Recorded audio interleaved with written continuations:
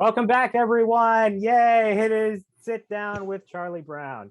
I'm your host, Charlie Brown, Charlie Grosvenor, DJ Charlie Brown, whatever floats your boat. But as usual, I'm also joined by another special guest who's over here. It is Stanley. He's back. So I hope you pointed the right direction because on my screen you're pointing out. I don't know at this point. We'll find out. Yeah, we'll find out in post. But yeah, so baseball season has officially wrapped up as it did yesterday, as I'm getting notifications on my laptop. But anyway, so yeah, baseball happened. We were considering doing one for the All-Star break, but then things just kind of our schedules got busy and we just didn't have the time to. So we're doing now to recap the season. This season had a lot of issues. Do we need to mention some of the weird officiating in the early months? The spider tack. Now I completely forgot about how weird a lot of the umpiring was at the start of the season. There were like two different plays. I think one was against the Mets and like the other, like the Mets Phillies game. And I think I remember one of them was like a human error, which that's like unavoidable sometimes. You know, human error can be forgiven. It happens. But the other one was just like, it was the Jacob deGrom. It was the Alec Bohm play where they called him safe, but he never touched home, which was kind of dumb. So it was a lot of video replay yeah. reviews too, which makes me wonder if there was some sort of amendment made to their process of doing video replay during the off season that kind of flew under the radar or something, or it could just been human error, like you said. But yeah, it did kind of poke its head back up, that issue towards the end of the season this year, and with especially in that Red Sox Yankees series, that was pretty odd. Yeah. So yeah, then there was the other issue of the spider tack controversy, and it was like, Jesus. Like, here's the thing, I get why they want to do it, but you don't do it in the most ham-fisted way possible. Because literally, I'm sure we saw like Max Scherzer got super pissed the first night it started on the mound, and the last thing you want to deal is to deal with him when he's pissed, because that means you have about 3 seconds before he hits you, before he strikes out everything in sight. Well, that first night they implemented that foreign substance checks between innings. That was probably my favorite night on like Twitter all season. Yeah, there was just a bunch of just like every like hour or so I check it, like, oh, Sergio Romo took his pants off. Oh on yeah, the field. no, I sent you that. It was literally, I was like, Jesus. Like, okay. Yeah. But no, I have a few like mixed thoughts about that. So I'm all for pitchers cheating. I think that, you know what, go ahead as long as you don't get caught, right? Yeah. Pitchers have always cheated.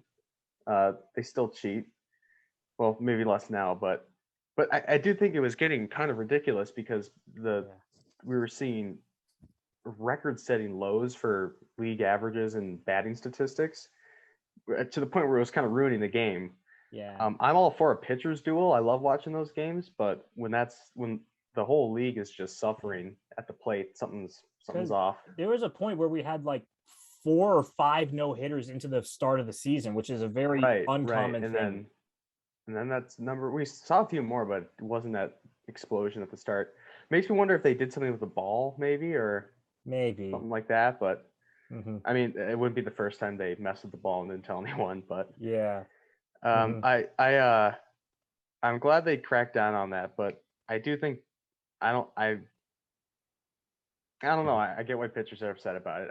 And one interesting argument I saw about that issue was which I hadn't really thought about, was someone said that they had the facts to back it up, that the numbers of hit by pitches went way up, which is a pretty big safety risk. But I did think it was interesting how you could really see who the legit pitchers were. Like Garrett Cole got accused. He was one of the first guys to get accused. And I feel like, and with that, just because like you see his press conference, it seemed like he fumbled over the question a little, which means like he probably did it a little bit. Like, I feel like, here's the thing, like Max Scherzer, I didn't see him doing it just because of like how pissed he was was he was Right. Well, constantly. I see guys like, of course, DeGrom wasn't doing anything. He has a ridiculous spin rate, and Yeah. that's another problem with this season was that a lot of stars getting injured. Mhm. We only got a couple months of Trout, um, very limited DeGrom. It's Mhm. pretty unfortunate, Yeah. but it was interesting to see, which pitchers adapted to that change and which ones kind of dramatically petered off Mhm. from that point on. Like Darvish, just suspiciously his numbers tanked right after they Yeah. cracked down on that.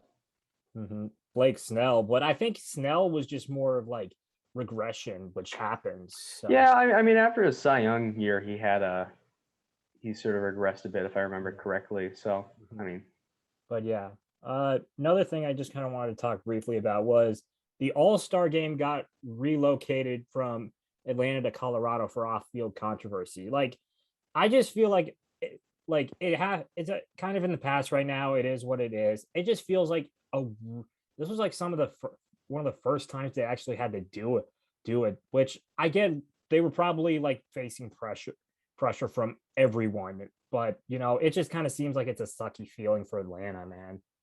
well, yeah, you mentioned to me how we talk about that, and I thought for a minute, I was like, has that ever happened before? And I remembered that a few years ago, the NBA All Star Game did that with maybe it was March Madness, but it was one of those two, it was something basketball, where they moved it from North Carolina because of those Oh yeah, anti-transgender bathroom laws that got right, passed. So right, yeah, interesting how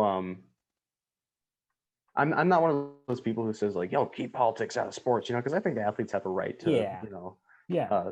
be activists and all that. But I don't know if I'm super comfortable with, you know, the league itself playing a hand in this. And, not to say that like it wasn't for I'm not A going to comment valid on the reason. issue or anything, but I just that sets the precedent for, how is this going to be used later. But, regardless, I did think it was weird though, because kind of a weird choice because it was the voter law Yeah. issue. And Mhm. so they're doing that to protest what the government is doing to the people of Georgia. Yeah. But then by taking the All Star game away, they're hurting a lot of businesses and people who Yeah. would really make a lot of money off that All Hmm. Star game. It would really Yeah. benefit the community. So, Hmm. Yeah. but I did go to a game in Atlanta this year. Yeah. That was really cool. That's a very nice stadium. Yeah. Atlanta does Best I've have a ever been nice in. stadium. So Yeah, yeah. I don't think it'll be long before they go back there, but Yeah. No. And then like the final thing I kind of wanted to talk about before we go over like the teams is you still think that we're probably going to get a lockout of the MLB? Because I haven't I don't know like what the dialogue is for like the owner between like the players and the teams, just because like it seemed like during like 2020 and 2021 they could not agree on a single thing essentially, which seemed like very alarming. I mean, just because like I feel like the CBA is going to expire this December, I believe, or yes, right after the playoffs. yeah. So I just don't know, like especially with what's transpired, like with COVID, uh with COVID, what happened last season, and now what's happened this season. Like, can they even sit in the same room without getting into an argument? Is the big question. Well, the reason I've stayed optimistic about this issue is that I really don't think they can afford a lockout, and I think they're going to try and avoid it at all costs because after shortening the season by 102 games last year, I really doubt they'd want to do a shortened season Yeah. again. Could happen, but if it is going to happen, I think it might happen a little bit further down the Yeah, road I than. think I think like at worst, like it might just be like no spring training or something like that for a couple weeks. So Wouldn't be the worst thing in the world. yeah, but yeah. All right, now we can finally get over to the team. So let's go over to the AL East. There were two teams that were eliminated: Baltimore and Toronto. Now with Baltimore, like I get like I'm not going to really rip them too much. Like they kind of are still in that period where after 2019 they had to really just start from the ground up. They did have some good spots this year though. They had Cedric Mullins, they had Trey Mancini's bounce back, John Means throwing a no-hitter. Like that's kind of all you can really say with the O's, really. I picked up John Means for my fantasy team after his first start of the season, and I'm very glad I did. So, Yeah. but Yeah. I actually have some praises for the Orioles. I think they put off that rebuild for a bit too long, and now they're in the And deep end of it, and I think now they're getting a really good return on it. Yeah. And I think Plus they're going to be now really you good in the also have to future. deal with this. Chris Davis is retired, so Do they still have to pay him? yeah, they're still going to have to Bonilla hit him, so it's going to be a while before he fills out his contract. But at least it's better that he's at least not striking out at the plate anymore, which is Well, it's better that someone else is taking a spot, one of those prospects, because the only way you're going to get your prospects better and ready for major league play is having them play in the majors. So, and then the next team that got eliminated, which I was super bummed about, was the Toronto Blue Jays, because I would say this: after the All-Star break, that team caught fire in a bottle, just because like Vlad Guerrero, I'd say had a breakout season into being like an MVP level type player in this league. You had a lot of great guys like Springer, Simeon. They even got like some decent pitching guys like Barrios and Harris and Hand. So I just Simeon broke a Minnesota Twins record, or a record set by a Twin. Brian Dozier's he broke Dozier's 42 record. homers by a second baseman. It ended up with 43, 44.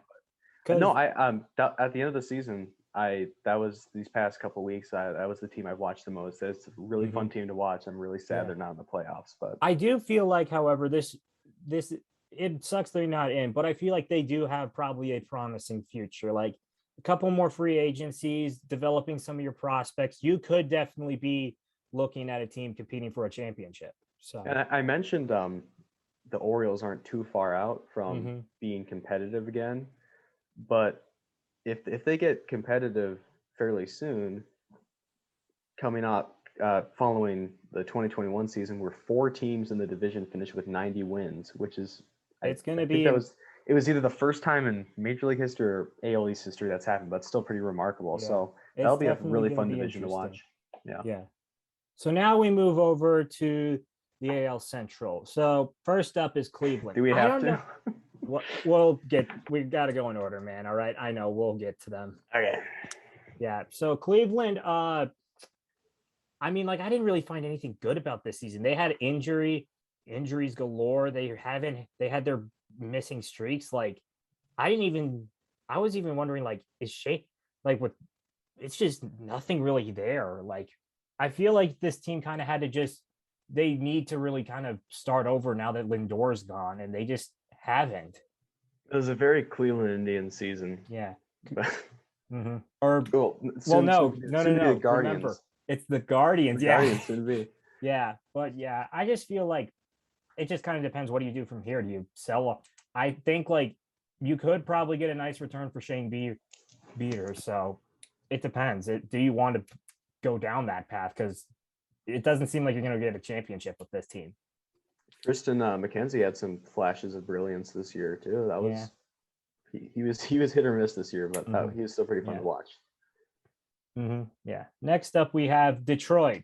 What to say about Detroit other than like they are weird right now? I think after just years of being in the basement, they're finally starting to do something. Like the best thing I could find this year from them was Akil Baddoo, and even he had his moments. Well, the thing with the Tigers is, did they end up finishing third in the division? Yeah, they finished third in the division, which they finished in the same place in their division as the Yankees, the Mets.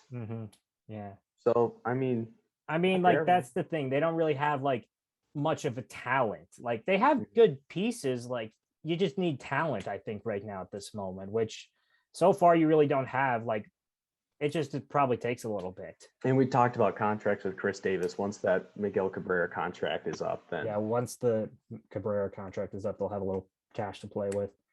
Next up is Kansas City. I think like the only good part of this year was Whit Merrifield.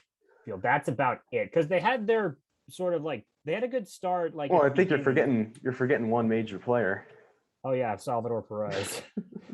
Well, the Royals Didn't they feel like the first few weeks of the season were like Yeah, they were the really best good team for in the the American League? Yeah, they were really good for like the first month, and then they totally collapsed. Which that's kind of hard because like it was only Perez and Merrifield who were really showing up in those games.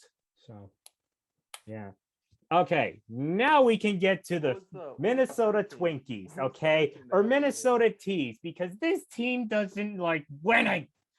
Okay, man, I don't know what to start with this team. Like, here's the thing. I feel like I'm taking this season as like, first off, you underachieved dramatically and whatnot. Not. However, I will say this: in the back half, you at least were smart. You acknowledged that you sucked, and you did, and you just hit the big red button instead of deluding yourself into thinking you could win with this team. Because honestly, like I feel like like halfway through the season, like I even mentioned to you this, I liked seeing a lot of the prospects we have. I really liked Bailey Ober.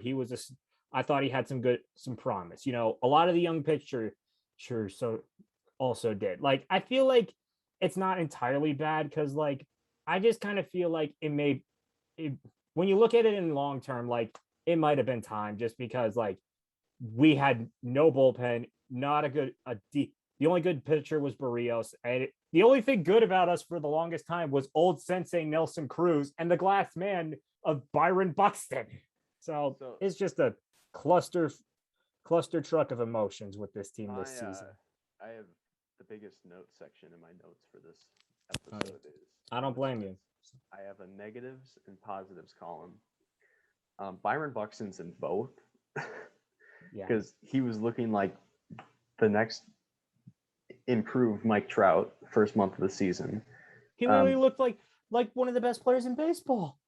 He would be the best player in baseball if he stayed healthy. I firmly believe that. I don't think he'll ever reach that because he's gotten injured too many times now, where he's never going to be able to reach that level. Unfortunately, like even now you see him running the bases and he doesn't have that signature speed. Yeah. Pretty sad, but I kind of wanted them to trade him at the deadline, but part of me also didn't. Positive for my biggest positive besides the prospects, which I'll get into, is the trade deadline. I was preparing for the worst, and it actually put a smile on my face. I would have liked it if they traded like one or two more guys. Like they could have traded Maeda, and then Maeda ended up exploding his arm. He had very to go under soon after. So I really wish they kind of shoved them off before that. Not to be harsh, but that's the thing. Like no one was really jumping for Kenta at the moment because, like, I think it's just like no one was really jumping for him. I know that we could have maybe moved Donaldson, but I think they want to wait to the off season just because they can probably get the contract was probably huge, and no team wanted to take that on right now. Well, they got a great return for Barrios. Yeah, the Barrios was definitely their main accomplishment of the deadline because they got Toronto's like number 2 and number 4 prospects. Woods Richardson, I forget who the other one was, but Martin two really Day? good. Martin Day, or I forget, but they got 2 really good pitching prospects, and the Blue Jays made that trade with Barrios, and people are saying, why did the Blue Jays do that? Twins kind of fleeced them, and then they didn't even make the playoffs. And isn't Barrios' contract up at the end of the season? I think it's next season, but word is they're going to try and work out an extension for him, I think. Okay. Well, I think the Twins won that trade. They got rid of J.A. Happ, which I'm very happy about. Even though J.A. Happ now has his career in St. Louis. But yeah, it's Cardinals devil magic. Yeah, Cardinals devil magic. We'll get to the Cardinals, but my favorite rookies this year, Nick Gordon. Oh yeah, Gordon I really liked. Rapper and part-time baseball player Nick Gordon. Joe Ryan is awesome. Joe Ryan gave me a reason to watch the Twins in September, so I got to give him credit for that. I tuned into a few of his games because I like watching him pitch. And then, that about does it for my positives. Negatives? Only other things I had in my negatives were total pitching collapse, which we already covered. I never want to see J.A. Happ or Matt Shoemaker in that stadium ever again. I also don't want to see Colomb closing games. Colomé? Colome, yeah. I don't want to see him close a game ever again in a Twins uniform. I feel like he got better but it was too little too late. But He blew too many games when they mattered. No. well, yeah, I don't like saying I hate a player because they perform poorly, but I I hate shouldn't Matt really Shoemaker. I say hate that. Matt Shoemaker. No, I hate Matt Shoemaker. You hate Matt Shoemaker. I want that on record that I hate Matt Shoemaker. I hate his guts. Okay, that's all I got for the Twins. Oh yeah, I just put total pitching collapse, and then the last point I had was constant exercises in futility. Yeah, I mean that's Minnesota sports, dude. So yeah. All right, now we're moving over to the final AL division. So Seattle. Seattle is a weird team this year. Like I understand. Like obviously they were like hovering around the playoff spot, but like it just seemed like I was like, what? Just because I feel like for the longest time the Mariners have always just been like punched in the gut. And this year there was like they actually showed some decent promise. I'm like, okay, so I think it's just do not believe I was born the last time they. Yeah. I was born a few months after the last playoff appearance. Yeah. I mean, here's the thing. Like, I think they have at least something here. Maybe they can try and build off it, but other than that, well, like, were you following them the last week of the season? I was following them loosely, but like those were some of the most. I watched a few of those games. Those were some of the most magical baseball games I've ever watched. They were pretty incredible. They were definitely. I would say they were definitely a team everyone was rooting for to make the playoffs at least. So that team is I think they will be contenders next year. I wouldn't be surprised if they grabbed it. I mean, like, well, I would be surprised because it's the Mariners. I mean, like, their only real competition right now, at least for the moment, is Houston. So it's possible. Well, I mean, it just kind of depends on how everyone else does this offseason. The A's are a weird team. They're often unpredictable. Well, their magic lies in their czar Billy Beane. That's it. Well, the problem with Moneyball is that now all the rich teams are doing it too. So yeah, apparently Beane is being considered for the Mets job. I'm like, yep. Oh God. I mean, why not? Speaking of, we'll get to the Mets. Yeah, we'll get to the Mets. Also at the West, I nothing to say about the Rangers. I hate the Angels. Yes, no, I'm with you. Listen to me, Angels. You are failures, okay? Literally, you had the greatest man who was at one point considered not only for the MVP of the AL, but also a contender for a fucking Cy Young. And I said a bad word. I'm sorry. Anyway, it's just like, God. Well, they've already wasted the career of Trout. They've already wasted Trout. They're never going to make up for that, even if they win a World Series with him. Yeah, that's still, they wasted a whole decade of arguably the greatest player who ever lived. And the reason why he's not a household name, believe it or not, is because he is never on prime time. He's never in the playoffs. He had one playoff series. Mike Trout is going to be entering his 30s and has not won a playoff game. That's so depressing.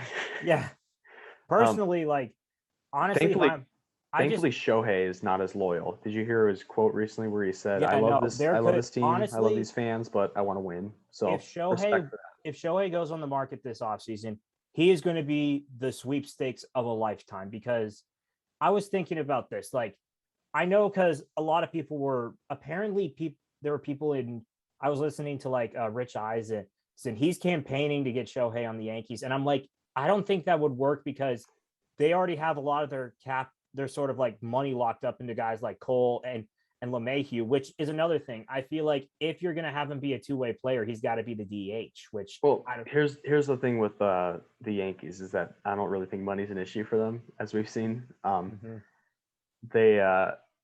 think something that's very appealing to Ohtani is the short porch and right and him being a power lefty. But honestly, even if I would rather have you know me, I hate the Yankees, and I know you hate the Yankees too. I would rather be on the Yankees than the Angels, because at least we have like a villain now. At least he has something to do, someone I can root against, rather than him just being in purgatory in Anaheim. Yeah. Honestly, if I had to say an ideal place that Shohei could look at, and this is just an idea pitch, Seattle. Mm-hmm. Just a thought. Well, they were looking at that. There is the Ichiro connection with Yeah, Japan. I don't believe Nintendo still owns the Mariners. I don't could be believe wrong, Nintendo but does either, but it is at least an option. Like that would be something that could make sense because I guarantee you, like they'd probably let him kind of be the star there, and it could really help with them because they're struggling with ticket sale with like a lot of their things, and they kind of would, and that's what they're kind of missing right now. Seattle, they're missing that like star. Like they have like I'm not discrediting guys like Ty France or Mitch Haniger, but it's not like a big name star. Like Shohei's a big name right. star. So, and that is what the Mariners are missing. Yeah, that is what they're really missing. So it would not shock me if they were at least exploring that option. I know it's in division, but it could be a possibility. I'd love that, and it would be a good fit. I just don't see it happening though. Mariners are super cheap. Yeah, I feel like he's going to get a record-breaking contract. I think he'll probably go to a team like the Padres, Dodgers, or Yankees. So, or maybe the Mets if Daddy Steve Cohen wants to throw around that check. I don't want Shohei to be subject to that curse.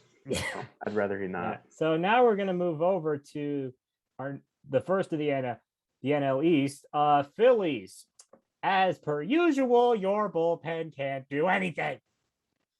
You are literally, you know what? Personally, why are you subjecting the likes of why are you subjecting Alec Bohm, Bryce Harper, and Zach Wheeler to this torture? Okay, you have no bullpen. You have nothing. My reaction to the Phillies for the past decade each season has just been this. It's just like, yeah it's the Phillies. It's nothing. Just like they'll be competitive, sort of, but they're never all in. Have they been in the playoffs? The past decade, they won a World Series back in like 2011, 2012, and that was 2008. 2008, sorry. Yeah. I mean, they have been in the playoffs. I just don't think they've made it back. So maybe they'll wake up, maybe they won't. Okay, next one. Now, disclaimer. I know I actually had a few people egging on me because in our first show, I made jokes because the Mets can't get in their own way. But you want to know what? They make it too easy. Literally, just division all but yours. It was right there. Here, imagine this. It was right there, and was. No, I dropped it. It was. You blew it. What was? Do you remember our predictions from last episode? I had the Phillies because I thought, okay, maybe the bullpen would fix you. Did I have the Braves? I think I had the Braves. I had them in second or something. No, I believe you had the Braves in second. Okay. You had the Mets in first. So you got one of them at least. I'm like, I do this every year, and I always prove myself wrong, or they prove me wrong. The Mets do this thing ever since they're in the World Series. They've been doing this thing every single year where preseason people have them ranked high, like this is the Mets. The Mets are going to do something. Better. They never do, dude. Every single year they underperform. Every single year without fail. And literally just watch. They're going to throw more money at an issue again. So just watch them throw everything for someone like Max Scherzer. So. And it makes me sad too because I really enjoy watching Mets games. They have my favorite commentary crew in all of baseball, that SNY team. But yeah. But also terrible. The fact that they went through two different general managers this year alone. Oh yeah, that was another theme in baseball this year were criminal charges. Yeah. We don't have to get into that though. Yeah, we want to get into that. But next up is the Marlins. Like, honestly, are the Marlins even disappointed when they had nothing to begin with? Like, who was their best player in this crew this year? Jazz Chisholm. Yeah, that's about it. So I'm a fan of Jazz Chisholm. So yeah. Jeets, come on. What are you doing, man? Yeah. Stop being Florida man, okay? He took control, 2018? Yeah, he took control in 2018. He's done nothing. He really hasn't. I mean, they made the playoffs last season, but that's because it was a shortened season. seasoned, and literally they only existed there for the memes. Yeah. Well, they did sweep the Cubs. That is true. That deserves some credit. That is true. And then next up is the Nationals. Honestly, like I'm like after the deadline, I'm just like, okay, whatever. You're kind of giving up. That's the same with the Phillies. That's another just team for me. It just kind of seems like, I get why, because you look at that World Series team, it was really kind of aged old in like their early to mid 30s. So I think like, you maybe it's time to start over, build for a team for the future. So Juan Soto might be the next Trout though. So yeah. It was funny. Something happened to me the other day. It was the last game of the season yesterday, and I was watching the Nationals and the Red Sox. That whole almost a 4-way tie situation going on. But I was watching. I was like, oh man, Juan Soto, super great young player, and too bad he's stuck on the Nationals. I was like, wait, they won the World Series. Yeah, they won a World Series. Completely forgot about that. But, yeah, that's the thing he has over Trout. He has a ring. So. That's what I was going to say. He did what Trout has never been able to do in 10 years. Mm-hmm. And that was his rookie year, was it? Yeah, that was his rookie year, I think. Jeez. Mm-hmm. I love Soto. I love watching Soto play. I do too. So I'm really excited that I've heard people saying, could he eclipse Trout? Wouldn't surprise me if he does the next few seasons. Yeah. And next up, we got the NL West. So Padres just fell apart, man. I don't know. No, I think the main issue I see with them this season is Tatis was just not on the field all the time maybe. Like, I don't get me wrong, like a team should still make up for it, but I feel like that a big portion of this team's success, like even last year, was around Tatis. But, it just seems like everything fell off. Pitching regressed, like the deadline acquisitions didn't really work.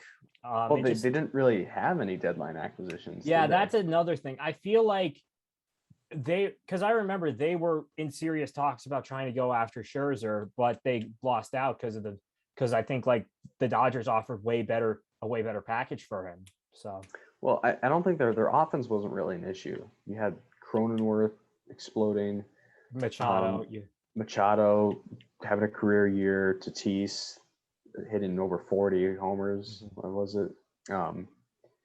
But the pitching was what really collapsed. Yu Darvish, I mentioned Yu Darvish earlier. Blake Snell was hurt for most of the season. Yeah, but even then, when he came back, it was just like he was invisible. Right, but who's the other? Oh yeah, I forgot they got Mike Clevinger. And isn't he still hurt? Yeah, Clevinger's there, but I think he's a free agent. Did he not pitch all this season? Maybe Maybe he was having an injury, but I don't know. So, but yeah, I mean, like, I do feel like that both Preller and I forget who their manager is. They're probably gone just because, like. Oh, they did. They announced they fired. Oh, him. They did. Okay. Yeah. My bad then. My bad. So I feel like it would kind of had to do it. They kind of had to do it. So yeah. Let me find that. Hold on. Jace Tingler. That's who I was thinking of. Padres to fire manager Jace Tingler after disappointing 21 season. I don't know what you expected from a guy named Tingler, but yeah. Mm-hmm. Yeah. So yeah. Next up is the Rockies. Okay. I was livid. I have a bone to pick with the Rockies. I know you threw up the white flag when you traded Arenado this offseason. That was shady. That was really shady. Yeah, that was shady. But what is even more shady is you had Trevor Story playing and had an all-star caliber year this year, and you don't trade him at the deadline? What? Well, I had him on my fantasy team, and I will disagree with that. I had my quarrel with Trevor Story's underperformance. Yeah, no. Well, that was more in the later of the year. I'm talking like at the beginning. But still, he's still a top trade target. So I don't know why they didn't. Well, he's a free agent this year. So. I don't know why they didn't sell him off, but the Yankees are looking for a shortstop this offseason, so he might end up there. Yeah, I don't know why they sold him at the deadline because he's now a UFA. Hey, they're probably losing him without any good value. So not that they care. Yeah, they don't care. The All-Star game was good there. We talked about the Braves losing it. We didn't talk about the Rockies gaining. Yeah, the Rockies got the game. I thought it was actually a decent. a very great game. I mean, ideally, you'd have the home run derby there every year, wouldn't you? Yeah, make it even more challenging. So. Exactly. Weren't the Dodgers supposed to have it in 2020? Why did? Yeah, they're having it next year. Okay. Yeah, and then finally, before we go to the playoff teams, Diamondbacks. They just fell off. They essentially emulated the 2019 Baltimore Orioles, where that team was just giving up nothing but home runs all season. And then they had a pitcher in his first career start throw a no-hitter. Yeah, that was another thing. Padres, well, my favorite part about that game was I think it was Trent Grisham. He was the only person to reach base. He he walked 3 times. That's the reason it wasn't a perfect game. Because he threw 3 walks, all of them to Trent Grisham. So he just had great eyesight that night, I guess. Yeah. But that was the only thing they had. They had a no-hitter against the Padres. That's about it. Because they just... It's more I can say about the Twins. So. Yeah. All right. So that was enough of the mocking of the Twins. Enough of the mocking of all the teams that didn't make the cut. Now we get to the teams that did make the cut. You want to go round by round here?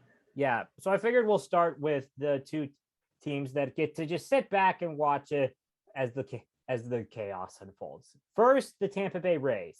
I still don't know how this team operates. Literally notorious for having the lowest payroll in baseball. They do this all the time. They make these magical playoff appearances. They make Billy Bean look like a joke. Yeah, they make Bill. They literally are Moneyball reloaded. Only this time it is faster, smarter, and better. Because they have probably a incredible prospect pool right now. Wander Franco is possibly the new star of the show for them. I'll flip on the postseason past few years and watching, the ALCS and ALDS. I'm like, oh, look at these. Who's this Rays pitcher throwing in the ALCS? Wasn't this guy DFA'd by the Twins last year? Like, they just take these random relievers. They work with almost anything. That's the weird thing with them. And I'm like, teach us your ways. I want to study this team. Also, we should add the fact that Nelson Cruz has been launching dingers. So, my man Brett Phillips having a great year too. Mm-hmm. I feel like the biggest issue with them this time around is pitching. They lost Glass now, which is going to be a rough blow. I feel like they're mostly kind of relying on guys they just kind of like have in the system or picked up because I feel like Michael Walker is one of their better pitchers. So Shane Baz was fun to watch. I watched his debut. He'll be good for them in the future. They bend, they don't break. They proved us wrong last year. Maybe they can prove us wrong again. So I think you're right though. Their pitching's pretty inferior to their pitching last year. So I don't know how deep of a run they'll be able to make. But I mean, the best record in the American League. So clearly they're doing all right. Next up, we have the other team that's sitting out for the NL, the San Francisco Giants. Literally, what black magic does this group have? They are working with such known guys who are due for regression, yet are still dominating the league. Well, not unknown guys, known old guys. Known old guys. I should say better.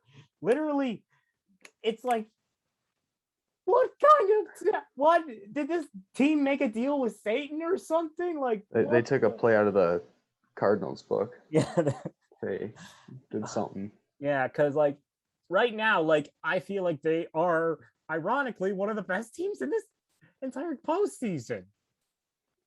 Or maybe not pound for pound, but having the bye is going to help them. Well, Lamont Wade Jr. becoming the next Barry Bonds after he was DFA'd by the Twins. Yes. There's a recurring theme I'm seeing. Yeah, this is a recurring theme. Is that players seem to get better after they leave the Twins, and I think I'm starting to think it's not just. Well, Fernando Rodney didn't get better when he left the Twins. I think he got worse. He was on his way out. Yeah.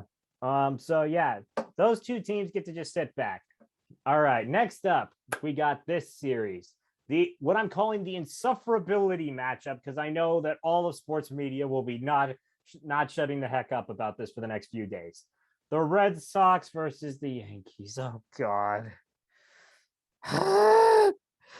This could have been prevented. Nope. We can't have nice things, Stan. We can't have anything nice.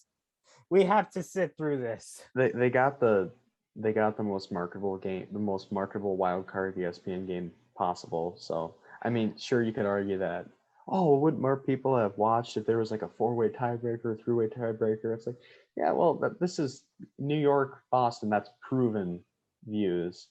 Yeah. Literally, I'm saying this like they chose this. I mean, that's a conspiracy. Every year, every time we see like the primetime schedules, they're always at least on there twice. Right. I mean, I'm pretty underwhelmed by it. I can't recall last time they were in a wild card game though. Like, yeah, I can't think of that either. But New York seems to always win the wild card game, so I think I'm gonna go with New York on that one. I'm gonna circle them. Honestly, like I think I might be rolling with Boston this time around. Well, Chris Sale's not starting for him. He started the last day of the season because they had to clinch that wild card spot. Yeah. And Alex Cora is refusing to. He wants to pitch. Alex Cora is saying no. I could see him maybe coming in relief, pulling a Madison Bumgarner, but Boston's not gonna have Chris Sale starting. They're gonna have Garrett Cole starting instead.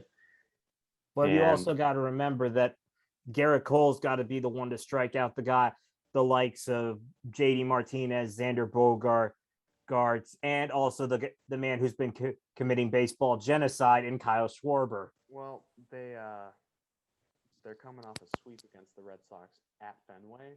Yeah. So I'm you know me, I hate the Yankees, but I'm gonna have the Yankees winning that series. That's fair. So we got the White Sox and Astros. Yeah, honestly, I think I honestly might be rolling with Houston for this one because here's the thing. Like, I will credit the White Sox. They earned that division win, but how much of that was due to their talent and how much of it was due to the division around them? Because Minnesota underachieved. I think even if Minnesota played up to expectations, it still would have at least been very close in that division. Yeah. So I mean, I'll give the White Sox credit, but yeah, I can see that series going either way. I do agree with you. I do see that going to Houston though. Yeah, I just feel like I see it more going to Houston. So yeah. And next up, the next matchup we got is Dodgers versus Cardinals, which honestly I didn't see the Cardinals making it because I thought like after the All-Star break, like this team's dead. They're cooked. Well, for viewers of the show who are not familiar with this term, Cardinals devil magic refers to how the Cardinals seemingly every year in September they're in playoff contention using just random players who somehow become clutch performers in September. John Lester and Jay Happ, they're two big additions at the deadline. Adam Wainwright is their ace. The guy's like 59 years old. Their breakout star is Lars Nootbaar and some guy named Tyler. It's devil magic, man. They do this every year. It's Cardinals devil. They won 17 in a row or 16. Yeah. Was it 17? Either way, something like that. But either way, they sacrificed someone or something. And you ever wonder if the Twins made a deal with the devil, it would actually work? They made a deal with the Twins. Probably made a deal with the devil and tried to trick the devil, and now they're being punished for eternity. But they made the deal with the devil in 98 and 89 and 91. That was the only time he talked to them. So yeah, I think they're doing rituals in the St. Louis Arch or something. Yeah, something like that. So I got St. Louis winning that one. Yeah, no, it's interesting. However, like I wouldn't take the Dodgers should not be taken lightly just because like their deadline acquisitions have worked. Just because like they got Max Scherzer and Trey Turner. Like their pitching staff has possibly 4, maybe even 5 Cy Young winning pitchers on that thing. Like that's a nightmare matchup for anyone, really. they're without Kershaw. Well, not that it matters for the wild card game, but they are without Kershaw for likely the rest of the postseason. Mm-hmm. And Max Muncy. I don't know what the status of that injury was, but he did have a pretty freak injury last game of the season. But I mean, I'm still feeling Cardinals gut feeling because Devil Magic. It's a 1-game playoff. Anything can happen. Yeah, I feel like it might go Cardinals, but I would not shock me if the Dodgers won. So yeah. Well, of course we wouldn't. They've got 106 wins. We can't forget that. But Devil Magic. Mm-hmm. So the final matchup for the wild cards is Braves versus Brewers, a matchup I'm actually looking forward to seeing, because on the Braves side, can we just pretty much like show appreciation for the Braves this season? Their entire team has been literally screwed over by everything, literally everything. And they because no Marcell Ozuna, no Acuna got knocked out for the year. A lot of their stuff is just deadline acquisitions like Darno and Jock Peterson. And this team still was able to win their division, even if the Mets did collapse. So, yeah, it's pretty inspirational. Too bad they're going to get swept in 3 games. Yeah, I mean, that's fair. Because, Corbin Burns, it's going to be Corbin Burns, Woodruff. Oh, God, I forget their third starter. You also got to think. Well, he's in the bullpen. Yeah, because here's the thing. Their pitching staff, pound for pound, might be one of the best in the bigs. That is not an understatement. I can't believe I'm forgetting the Brewers' third starter. Come on. Yeah.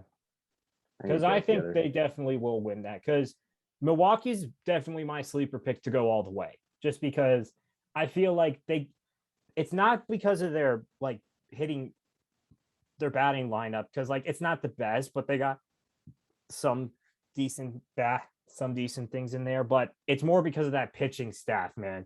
It's oh baby. Well, they are without a player who punched a wall, Devin Williams. Yeah. It wasn't even out of rage, was it? It was celebration. I mean, yeah. I don't know about you, but when I'm happy and elated, I don't usually punch walls. That's usually, rage induced. Easy now. Yeah, I know. But yeah, think about your teammates. But I got Brewers pretty confidently sweeping that one. So finally, the last thing I kind of wanted to ask you before we kind of wrap up. Oh, we still got our Tampa Bay versus wild card winner. And you want to do the whole bracket? Oh yeah, sure. So So I had here. Hold on a sec. Let me just pull it back up. So I'm gonna do my bracket right now live on air. Yeah. So I had Red Sox between Tampa Bay and Red Sox. I think I got to give it to the Sox, man. So I feel like they're a tough team to beat. So I am doing this completely on a whim. Yeah, I am too. So don't worry. So I've got the Milwaukee Brewers playing and losing to the Tampa Bay Rays in the World Series. Yeah, that's honestly, that's honestly my prediction too. Other way around, maybe. Yeah. Well, I mean, that's the thing I feel like Tampa, they're lacking pitching staff right now, but they still got their bullpen, and they still have a lot of their good bats. Because Wander Franco obviously having his breakouts sort of. Didn't they only have 2 starting pitchers last year, Glasnow and? Yeah, I mean, I think last year their main pitching the sort of main guys they were rolling with were I think Glasnow, Snell, and Morton. So Charlie Morton. So. Well, yeah, he's also a long relief guy though. But I think I'm pretty confident with Tampa Bay, Houston in the ALCS, and then rematch of that year. Do I want to put St. Louis over the Giants? I might rethink this. I mean, that's the thing. I'm putting Giants. Exorcism game. One game playoff, like the Dodgers, Cardinals. I'll take Cardinals because anything can happen in one game. A full best of 5 series, I've got the Giants winning that. So I'm going to change that. I've got Giants, Milwaukee in the playoffs or in the NLCS. Yeah, I think my AL I think team. you know what, and I think I'm changing my bracket on air. That's I'm fine, drafting dude. on air. Yeah. So I got Brewers versus Rays because I feel like that's kind of the matchup I would like to see because I feel like I feel like it's a team that can go any way. Like it's a team that's got a positive and a negative. Brewers, great pitching staff, not some good batters. Tampa Bay, on the other hand, great batters, not the best pitching staff. So Great bullpen. yeah, they do have a great bullpen because they got Nick Anderson, they got Fairbanks, they got Curtis still, I think. They got Loop, I believe, still. I don't remember. They do have Chris. They also do random guys. Yeah, they also have Chris Archer. So did he even pitch this year? I don't think he did pitch this year. They just have him on the bench, just like I'm just waiting. I'm thinking Rays to the World Series again. Yeah, and because they've clearly got Rays Giants in the World Series. Because I clearly don't know. Ever since Tom Brady moved down there, it seems like Tampa's just pulling championships out of their bum. And Giants would have home field advantage in that World Series. Yeah. I think I'm going to go Giants on that. All right. Well, that's fair. I know it's lame to pick the 1 seed, but like we talked about, I don't think Rays got they're I don't know. All right, we can't spend any more time on that. Yeah. All right. Well, appreciate you all for watching this. It's like I said, really appreciate you for watching. Raisin 7. Raisin 7. Stan, thank you once again for joining it. Thank you for having me joining me, and I hope we can see you back here when the season starts back up again. Awesome. All right. See you then. Bye. Peace.